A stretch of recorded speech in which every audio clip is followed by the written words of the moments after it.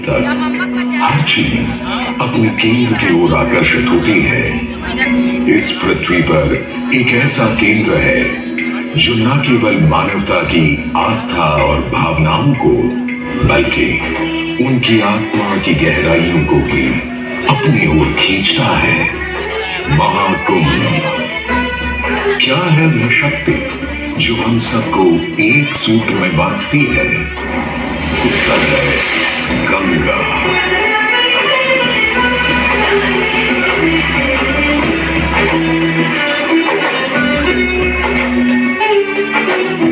किंतु गंगा क्यों?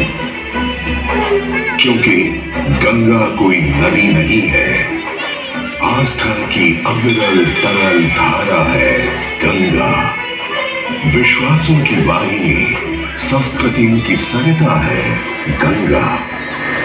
और इस स्थान पर, इस प्रयागों के राज में श्वेत रंगा गंगा का संगम होता है अपनी दो बहनों श्यामल वर्ण यमुना और अदृश्य सरस्वती से। और इस त्रिवेणी संगम के कारण ही यह जगह इतनी महत्वपूर्ण हो जाती है। गंगा के उद्गम के बारे में जो पौराणिक कथा प्रचलित है वो बड़ी ही रोचक और मनमोहक है। तो आइए क्यों ना आज हम आपको गंगा अवतरण की कहानी सुनाएं, दिखाएं। दानी था राजा बलि, पर करता था दम। पूरी पृथ्वी पर फैला था उसका ही आतंक। उसके आतंक को रोकने विष्णु ने धरा एक रूप।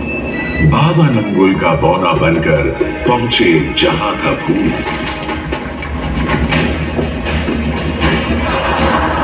सारे दरबारी बौने ब्राह्मण पर हंसे, पर बाली ने जब उसे दान मांगने को कहा तो उसने कुटिया बनाने को केवल 3 पग भूमि मांगी।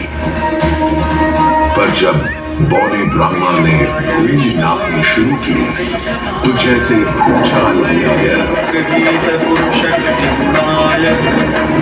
वामन ने पहले पग में पूरी धरती नाप ली और अगले कदम से स्वर्ग। ब्रह्मा जी ने भगवान विष्णु के चरण होकर उस जल को अपने कमंडल में भर लिया। और अब वामन अवतार ने अपना तीसरा पग बलि के सिर पर रख उसे पाताल लोक भेज मुक्ति दे दी।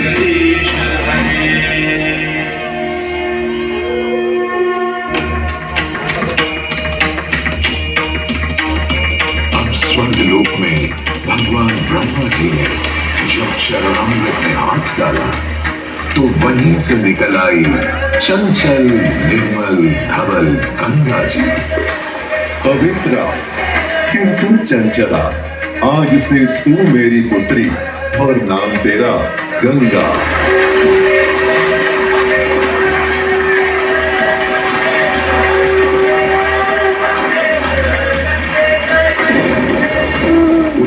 कुछ समय बाद सतयुग में इक्ष्वाकु कुल के सूर्यवंशी राजा सगर ने सारे संसार को जीतने के लिए एक अश्वमेध यज्ञ का संकल्प किया।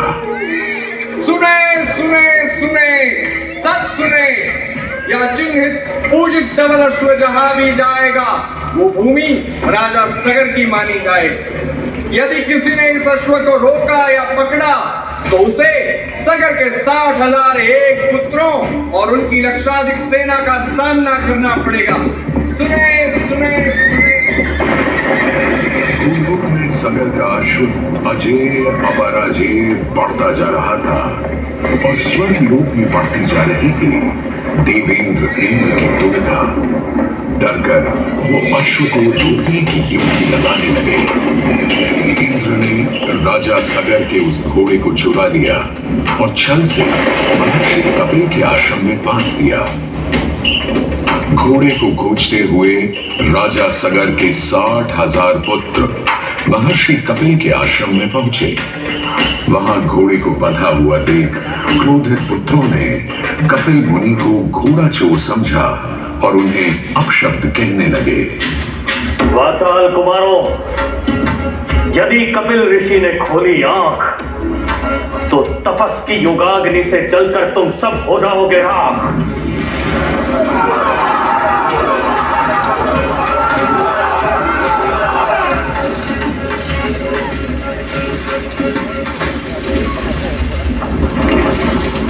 उधर सगर थे चिंतित, न अश्व का पता था, न पुत्रों का कोई समाचार। पिता का दुख देख पुत्र अंशुमन चल पड़े खोज पर। जब महर्षि कपिल के आश्रम पहुंचे तो देखा अश्व को और साथ ही अपने 60,000 भाइयों की भस्म को। महर्षि से की क्षमा याचना और पूछा तर्पण का उपाय। तुम्हारे भाई थे घमंडी, अविवेकी और अभिमानी। भस्म कर दिया उन्हें मैंने, जो उन्होंने मेरी नहीं मानी।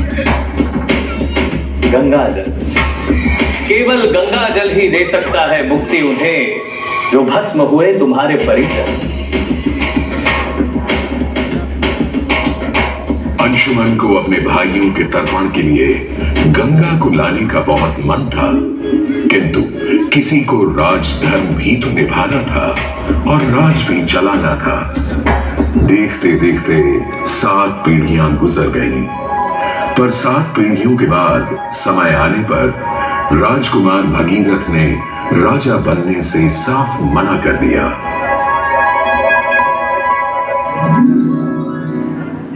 क्षमा कीजिए,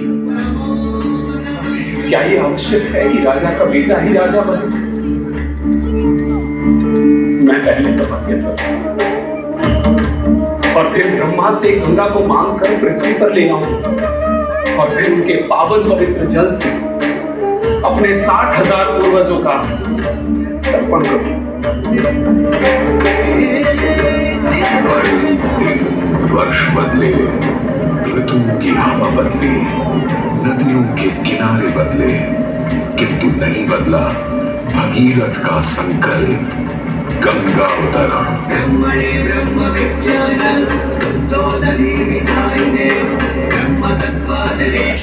पुत्र भगीरथ, हम तुम्हारे तप से प्रसन्न हैं।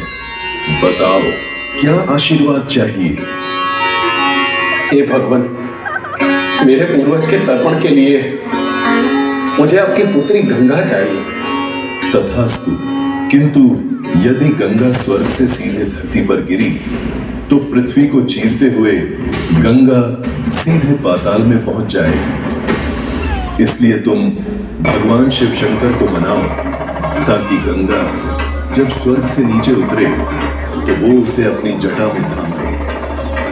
अब भगीरथ ने एक अंगूठे पर खड़े होकर भगवान शंकर को मनाने के लिए शिव शंकर का जाप शुरू कर दिया। जय मन भावन, जय पतित पावन, शोक दशावन शिव शंभो, विपद विहारम अधम उदाहरण सत्य सनातन शिव शंभो, सहज वचन हर जल जनयन वर धवल वदन शिव शंभो। मांग लो पुत्र, कोई भी वर मांग लो आज। हे प्रभु, जब गंगा स्वर्ग से धरती पर गिरे तब आप बीच में उन्हें अपनी जटाओं में साध ले, नहीं तो पूरी पृथ्वी नष्ट हो जाएगी। बस इतनी सी बात? ठीक है, ब्रह्मदेव से कहो शिव तैयार है, आने दो गंगा को, आने दो। जय शिव शंकर, जय करुणाकर, जय जय जय करतार हरे, जय कैलाशी, जय अविनाशी, सुख राशि सुख साध हरे, जय शशिशेखर, जय मधुधर, जय जय प्रेमाधार हरे, जय त्रिपुरारी, जय मदहारी, अनिल अनंत अमर हरे, निर्गुण जय जय सर्वत्र नाम है, निराकार साकार हरे, पार्वती पति हर हर शंभो, आदि आदि आधार हरे, जय रामेश्वर, जय नागेश्वर, वैद्यनाथ के नार हरे, मल्लिकार्जुन सोमनाथ जय महाकाल ओंकार हरे, जय देवेश्वर, जय दशेश्वर, भीमेश्वर जगतार हरे, काशीपति श्री विश्वनाथ जय शंकरमय अजहार हरे, नीलकंठ जय भूतनाथ जय मृत्युंजय अविकार हरे, जय शिव शंकर, जय करुणाकर, और यूं गंगा ने भगीरथ के साथ गंगा सागर जाकर सगर के पुत्रों का उद्धार किया।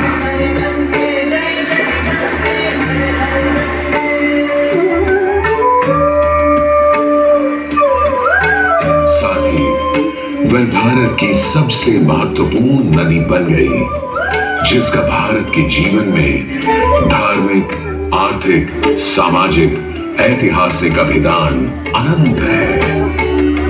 हे मां गंगे, हे जगदम्बे, हे मां गंगे। मोक्षदायिनी गंगा का यमुना और सरस्वती के साथ त्रिवेणी संगम मोक्ष का संगम है।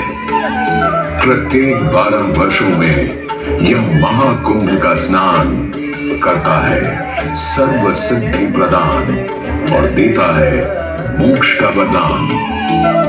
हे मां गंगे,